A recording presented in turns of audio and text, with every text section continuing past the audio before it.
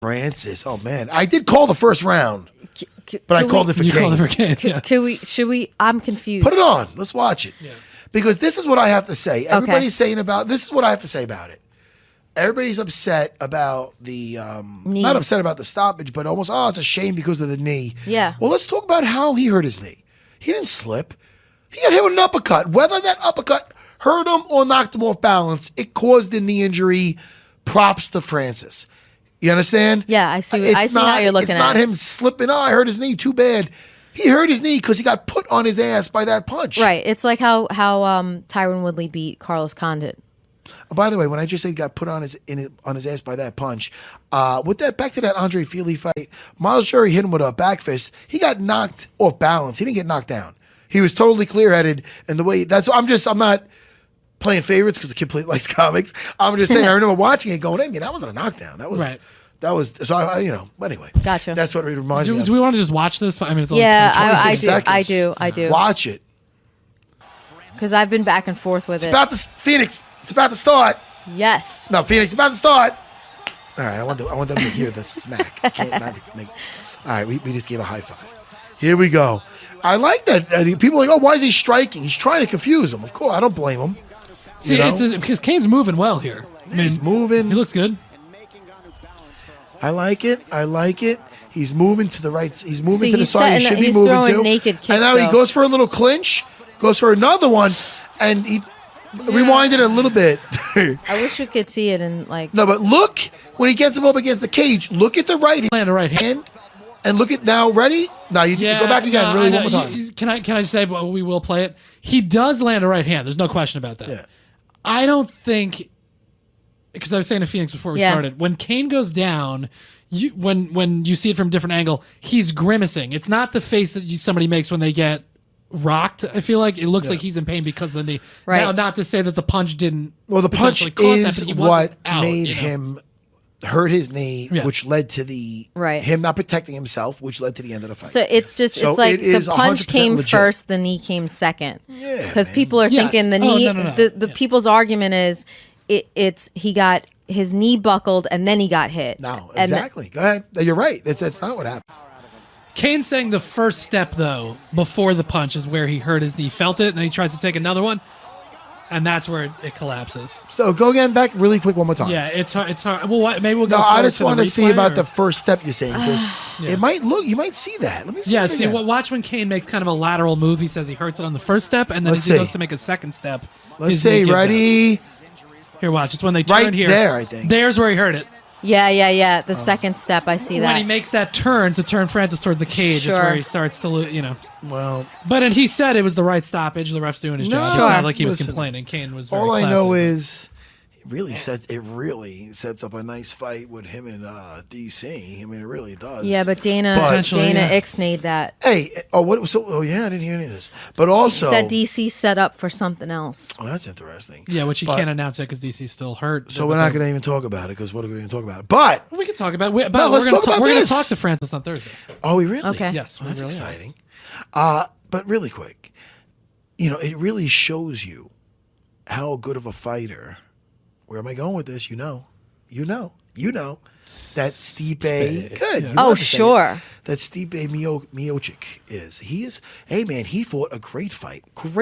He shut fought the Ngannou fight down. that Kane wanted the fight, and who knows if he could have fought it if, it just didn't happen so early. That is the bummer of it because it was so exciting to see Kane back, and there was such tension. I felt like going into that fight, and then I feel like this fight just left us with more questions. Well, listen, all I know is this is 2 fights in a row. The guys with their game, everybody knows the game plan. So you could say, it's freak luck. Well, is it freak luck that this guy hits like a truck and he fought a guy with the same exact game plan that Curtis had in his last fight, and yet he did the same exact thing basically? I mean, he stopped him with punches hey man, in the opening sequence. Yeah. You know what I mean? So again, It shows you that Stipe's a stud. It shows you that Francis right now is not a head case. He's back. No, he's back. He's back. Sure. I'm sure little Jimmy Norton's going, I got my bags packed. I'm jumping on the train now, everybody. I'm on the, where's France? When does it come in? What time does the Francis train come in? Well, he addressed a lot of that in the post-fight interview. He was very, very honest about it. You know, just his maturity of dealing with not fighting as a hobby. Now it's his lifestyle, and he had to grow. And I do think his head's on straight. Yeah, well, that is the truth, by the way. I mean, a guy that comes from where he comes from, I mean, he really comes from nothing. Even when he went to France, he was basically on the street for a while. To get into the UFC, to be such a big name so quickly, it's like that is a bit of an adjustment period, And it seems like he's made that adjustment. The only thing I was going to ask you, Matt, I mean, obviously he, whatever you want to say about the finish, he stops Kane very quickly. Yes. Would you have liked to have seen Francis show what he's done to improve his wrestling a little bit in this fight, just to have the idea of like, if he fought Stipe, would it go the same way? Because I'm not convinced it wouldn't go the same way. Well, this is the thing. This is both a blessing and a curse kind of for Francis. Right. In a sense, if something happened where Kane had his way, not early, but I'm just saying if he got him down. Yeah. And you've seen Francis do something more something technical. So where did he learn that? Oh, he got back to his feet. He got back to his feet not by throwing him. He did a technical escape, or then you'd be like, oh shit, this guy's learning the ground. Where are they going with this guy? Right. So we don't know if there's any improvements there, and if it ain't broke, don't fix it. We're saying that he learned from his mistakes, and we're saying that, well, look how fast he got thrown in there. I'm not saying we're saying that. People are saying that. Phoenix is saying that. I'm only kidding. I didn't say that. I know Phoenix. But someone's got to be the scapegoat. Right. Listen, but one of my point is that he might just feel, hey, man, I'm back. I'm putting people to sleep. Why should I elbow escape? Why should I get out from the back? What the fuck? I'm not going to. Look what I just did to these. Look what I just did. But in a French accent. Look what I just did to these last two guys. That was your French accent? No, I'm saying picture this is not an annoying, my annoying voice. People don't like my voice. Some people do. People say I'm the new songbird of the generation. Excellent. I've seen that on the SarahBJJ.com. I think we should do karaoke. So thank you. We should. Not. I'm only kidding. You fucking lemon. Listen to me. My point is, oh man, if I could work with this guy, I'd have this guy. You're elbow escaping up and down the mat. You're getting out from mount. You're going one side, the other side. You're doing it up and over. Then your partner's doing it with you. Don't worry. I got you another 300-pound dude you could work with. Now you're going up. I'd put him with my brother-in-law Edwin up and down the mat. I got a 300-pound brother-in-law. So I'd have him. He's fighting in Ring of Combat this weekend. Oh, nice. Yeah, I'm gonna be in Florida. I feel bad. Listen. I didn't know. I can't have a vacay. Don't make me feel bad. You deserve the vacay. Thank you. Deserve it. Now listen. You tell Francis that, by the way, when you talk to him. Francis. On third, we're going to talk to him. Tell him to come I visit. can't wait. I seen Francis. And it's so funny. I walk out of the getting of changing my cornerman clothes from, even though the shirt was still an extra large, but I told them because they couldn't change it in time. But I go, look, man, we got to change my shit to large. Have you ever heard? I told the lady, I go, have you ever heard of cauliflower pizza? Have you ever heard of cauliflower pizza? And she was like, sir, it's 8 a.m. Please stop screaming. I know. So after I did that, I'm like kicking my heels. I'm walking out, and I walk right into almost a brick wall. What? I literally almost walk into Francis. Like a Looney Tunes character? Yeah. And the first thing I said to myself was, oh, God, I hope he knows I'm not picking Kane. No, I didn't say that. No, I didn't give a fuck. No, I didn't see it. I'm like, oh, Francis. I go, you're a freaking sculpture. Dude, the guy is huge. Really? So but first of all, he's got a nice, he's almost like a big kind of puppy dog. He's got a big, like a warm smile. Yeah. I'm like, come here, Francis. Yeah. Game went over, and I put my head in his belly. I gave him a hug because I'm so short to him. Yeah, we had him in studio like a while back. Oh, really? Yeah, and he's massive. By far Phoenix. The biggest guy that we've ever had in. Do I have anything in the side of my mouth? No, right? I don't see any. You sure? Nope. Hold on. Do I have anything? No. You sure? No, I'm positive. And did I say that out loud? Now it makes me check. Now I'm wait. No, you're good. You're good. Thank you. So are you, Chris, the producer. Thanks, sir. But anyway, I can't wait to see what's next.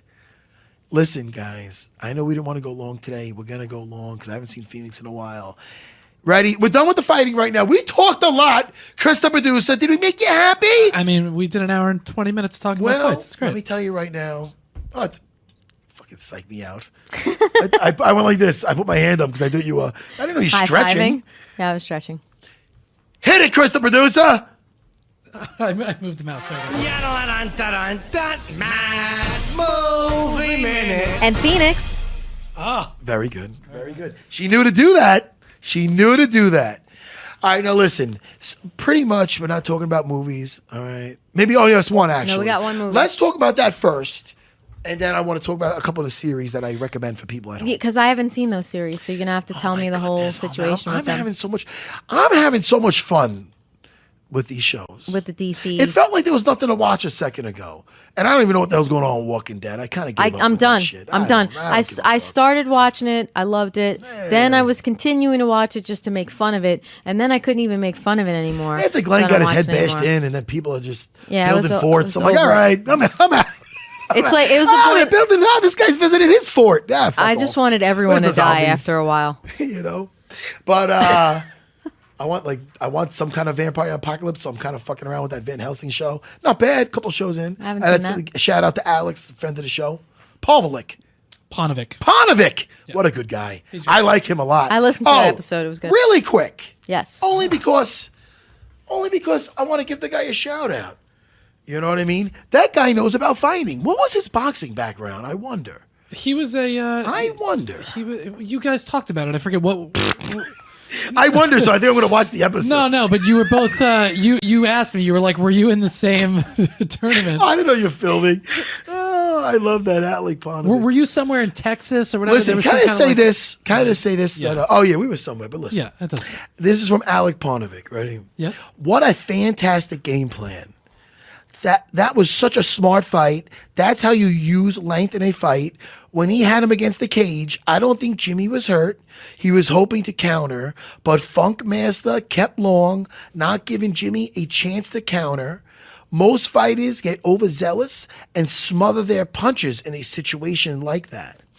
That is true. Was a beautiful fight to watch. Nice work, with exclamation points.